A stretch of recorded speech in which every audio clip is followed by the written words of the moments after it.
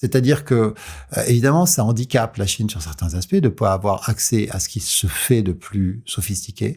Mais en même temps, ça a amené le pouvoir chinois à redoubler d'efforts pour progresser le plus vite possible dans ces domaines. Ça a privé certaines des entreprises américaines les plus pointues d'une partie de leurs revenus en Chine. Ça a donné ces revenus à des entreprises chinoises. Elles étaient moins bonnes, mais finalement, elles n'avaient plus la concurrence américaine sur ces marchés. Donc c'est à double tranchant. Hein, et c'est un côté un peu, j'allais dire un peu presque les antibiotiques. Hein, ça marche un temps, puis après il y a de l'accoutumance, et ça peut même avoir des conséquences qui peuvent très bien être inverses de celles qui étaient recherchées initialement. Alors où est-ce qu'on en est dans sur ce marché-là aujourd'hui? Il y a une progression de la Chine qui est réelle, qui n'est pas stoppée, mais les États-Unis gardent leur avance. A priori, c'est ce que je suis pas spécialiste du secteur, mais en essayant de l'observer quand même, c'est ce que j'en comprends aujourd'hui. Sur l'IA, c'est plus compliqué parce que il y a un choix, il y a une bifurcation. C'est-à-dire que les grandes entreprises américaines mettent les moyens que l'on sait, et c'est absolument colossal. C'est majeur en termes d'impact sur l'économie mondiale, parce qu'aujourd'hui, c'est pas seulement un choc technologique, c'est un choc d'infrastructure. Ils sont aussi en train de mettre en place des infrastructures de centres de données, d'énergie, qui sont énormes.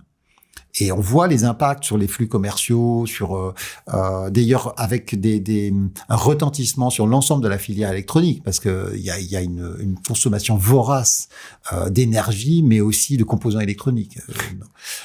Donc ça, c'est très clair. Mais après, côté chinois, il y a eu le choix d'être sur des modèles ouverts. Et on voit qu'ils sont pas mauvais du tout quand même. Voilà. Donc ils ont pas des géants qui ont la même capacité d'investissement, mais ils avancent quand même, et leur modèle, il a des atouts aussi parce que il est plus ouvert, donc il peut y avoir une meilleure diffusion des avancées entre les différents concurrents. Donc pour moi, il est difficile aujourd'hui d'établir une cartographie claire des positions des États-Unis et de la Chine. L'idée que je me suis faite moi comme ça, c'est que les Chinois veulent réussir à rendre des modèles gratuits, s'abordant l'ultra capitalisation des entreprises américaines, et en même temps en acquérant par là même le contrôle et le pouvoir que cela donne d'avoir des utilisateurs, énormément d'utilisateurs attirés par la gratuité d'un outil presque comparable. Absolument. Maintenant, voilà, c'est tout ça, c'est des paris qui sont difficiles à décrypter et à anticiper aujourd'hui. On voit à la fois que c'est une technologie qui est générique, qui clairement a des impacts qui sont très profonds. Je pense aussi que quand on tire complètement le fil, on a du mal à rationaliser le niveau d'investissement des grands acteurs américains dans ce secteur. Mais bon, voilà. Pour l'instant, il me semble difficile d'apporter des traits affirmatifs sur le. Ouais. Moi, j'essaye de faire ça avec de l'empathie, en imaginant des gens qui s'imaginent créer un dieu numérique, un contrôle total. Et donc, à ce moment-là, il faut pas limiter ses efforts. Il y a une course. Après, le récit emphatique, je pense, fait aussi partie de la stratégie marketing de ce secteur, souvent. Mais en même temps, les êtres humains peuvent être animés de passion aussi. Oui. Et il y a quelque chose que j'ai bien aimé dans ce que vous nous dites, c'est que un levier d'influence géoéconomique, si on tire trop dessus, on le casse.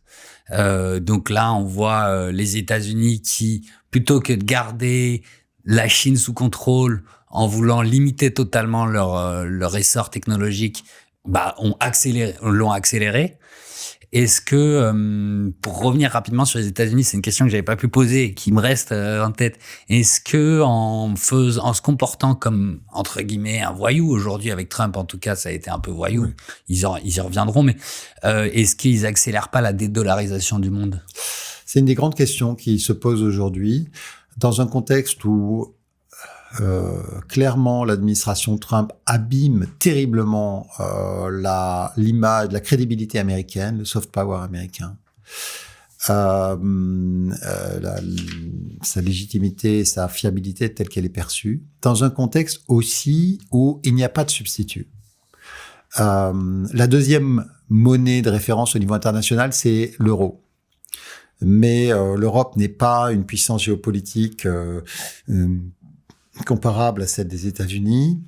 Elle a ses problèmes internes également, et puis elle est aussi assez pas du tout émettrice de dette au même niveau que les États-Unis. Or, la dette, c'est comme ça qu'on fait des actifs sûrs qui peuvent servir de support aux transactions internationales. La Chine, elle, a une monnaie qu'elle contrôle largement. Elle contrôle le yuan n'est pas librement convertible parce que la Chine veut rester en maîtrise de son marché financier et justement de ses conditions aussi d'équilibre externe, ce que je disais tout à l'heure par rapport à la sous-évaluation, à mon sens, forte de la monnaie chinoise. Ça n'est possible que parce que il contrôle aussi les mouvements de capitaux. Mais le résultat de ça, c'est que on peut se poser la question on n'a pas forcément envie de dépendre autant qu'avant du dollar, mais on n'a certainement pas envie de dépendre du yuan et du pouvoir chinois.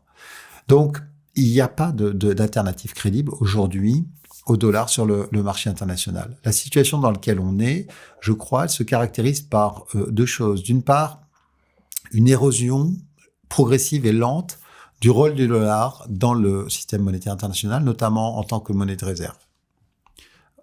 Ça baisse lentement. C'était 70% des réserves mondiales en 2000. Aujourd'hui, on est plutôt autour de 60%.